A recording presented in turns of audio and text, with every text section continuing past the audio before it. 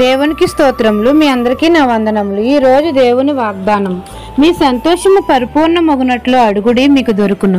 యోహాను సువార్త 16వ అధ్యాయం 24వ వచనం.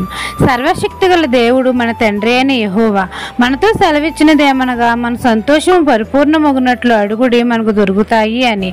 మన ప్రభువును మన రక్షకుడు అయిన యేసయ్య కనికరం గల దేవుడు గనుక మన ఎడల ఎల్లప్పుడూ కృప చూపుతున్నాడు. మనము దేవుని చిత్తాన్ని నెరవేర్చిన ఎడల దేవుని దక్షిణహస్తం మనకు తోడుగా ఉంటుంది. కాబట్టి మనం మన తండ్రికి మొరపెట్టినప్పుడు తండ్రి మన మొర ఆలకిస్తాడు. మన సంతోషం పరిపూర్ణమగునట్లు తండ్రిని దేవుని చిత్తానుసారంగా మనం ఏది అడిగినను మనకు దయచేస్తాడు. మనము నమ్మితే చాలు, యేసే నామాన్ని అనేకమైన అద్భుత కార్యాలు మన జీవితంలో చేస్తాడు. మన యేసే నామాన్ని కలిగి ఉంటే అనేకమైన ఘన విజయాలు మనం పొందుకుంటాము. కాబట్టి మన సంతోషం పరిపూర్ణమగునట్లు మన తండ్రిని మనం వేడుకోవాలి. అప్పుడు తండ్రి మనం కోల్పోయినవన్నీ మనకు దొరికేటట్లు చేస్తాడు. ఈ దిన వాగ్దానం మీ నా జీవితంలో నెరవేరాలని కోరుకుంటూ దేవుని సువార్త పరిచర్యలో మీ సహోదరి. ఆమెన్.